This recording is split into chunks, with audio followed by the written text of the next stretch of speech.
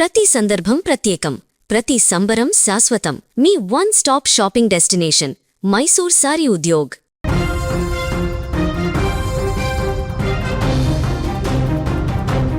Modelling రంగంలో మెరిసే అవకాశాలు, విదేశాల్లో ఆకర్షణీయమైన జీతాలతో కూడిన ఉద్యోగాలు. ఇవి చూసి ఎవరైనా ఆశపడడం సహజం. కానీ ఆ ఆశే కొందరు అమాయక యువతుల పాలిట శాపంగా మారింది. గ్లామరస్ ప్రపంచం ముసుగులో కేరళలోని కొచ్చి కేంద్రంగా సాగుతున్న ఓ చీకటి సామ్రాజ్యం గుట్టును పోలీసులు తాజాగా రట్టు చేశారు. కేరళకు చెందిన యువతులను టార్గెట్ చేసుకొని విదేశాలకు తరలించి నరక యాతన పెట్టిన ఈ అంతర్జాతీయ సెక్స్ రాకెట్ ఉదంతం ఇప్పుడు దేశవ్యాప్తంగా సంచలనం సృష్టిస్తోంది. కేరళలోని అమాయక యువతులను లక్ష్యంగా చేసుకున్న ఈ ముఠా సభ్యులు ముందుగా వారికి సోషల్ మీడియా వేదికల ద్వారా పరిచయం అవుతారు. మోడలింగ్లో అవకాశాలు ఇప్పిస్తామని, బ్యూటీ పార్లర్లలో భారీ వేతనాలతో ఉద్యోగాలు ఉన్నాయని నమ్మించేవారు. వారి మాయ మాటలను నమ్మిన యువతులు గల్ఫ్ దేశాలకు వెళ్లేందుకు సిద్ధమయ్యేవారు. తీరా అక్కడికి అడుగు పెట్టాక అసలు కథ మొదలయ్యేది. అక్కడకు చేరుకోగానే యువతుల పాస్పోర్ట్లను స్వాధీనం చేసుకునేవారు.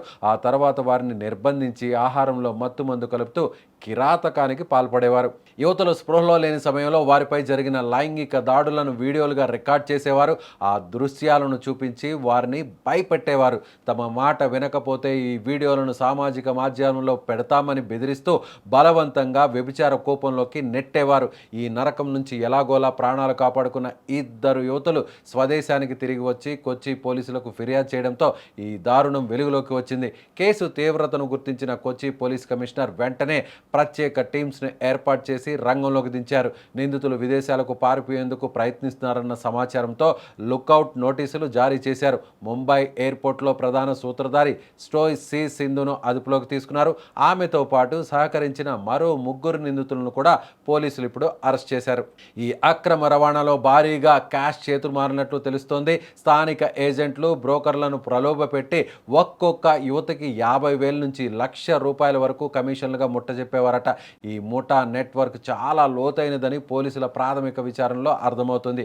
ప్రస్తుతం విదేశాల్లో తలదాచుకున్న మరో ఇద్దరు కీలక నిందితులను పట్టుకునేందుకు కొచ్చి పోలీసులు తీవ్రంగా ప్రయత్నిస్తున్నారు. ఈ కేసులో ఉన్న అంతర్జాతీయ కోణాలను బట్టి అవసరమైతే ఇంటర్పోల్ సాయం తీసుకునేందుకు ఉన్నతాధికారులు సిద్ధమవుతున్నారు. ఇటువంటి ముఠాల పట్ల యువతులు అప్రమత్తంగా ఉండాలని పోలీసులు సూచిస్తున్నారు. ఏజెన్సీల పేరుతో వచ్చే ఆఫర్ల వెనుక ఉన్న నిజాన్ని గమనించి తగిన జాగ్రత్తలు తీసుకోవాలని హెచ్చరిస్తున్నారు. చట్టం తన పని తాను చేసుకుపోతుందని, దోషులు ఎంతటి వారైనా కఠిన శిక్ష తప్పదని అధికారులు స్పష్టం చేస్తున్నారు. ఇప్పుడు ప్రతి ఒక్కరి కళ్ళు ఈ దర్యాప్తు పురోగతిపైనే ఉన్నాయి. നമുക്ക് അതിൽ പുതിയതായിട്ട് വന്ന ലീഡ് അനുസരിച്ച് ബിലാൽ എന്ന് പറഞ്ഞിട്ട് ഒറ്റൊരാൾ നമ്മൾ അറസ്റ്റ് ചെയ്തിട്ടുണ്ട്. പിന്നെ അവർ ഇന്നലെ കസ്റ്റഡി എടുത്തിട്ടുണ്ട്. പിന്നെ നമുക്ക് മുൻകൂട്ടി പോകാം, ജുഡീഷ്യൽ കസ്റ്റഡി കിട്ടും. പിന്നെ ഇൻ്റർഗേഷനിലെ കൂടുതൽ ഇൻഫർമേഷൻ അവർ നോക്കാം. അല്ലേ, മറ്റേ ഇതൊരു ഓർഗനൈസ്ഡ് നെറ്റ്വർക്കായിട്ടാണ് പ്രവർത്തിച്ചിട്ടുള്ളത്. ഇതിൽ ഈ ആളും ഒരു കണ്ണിയാണ്.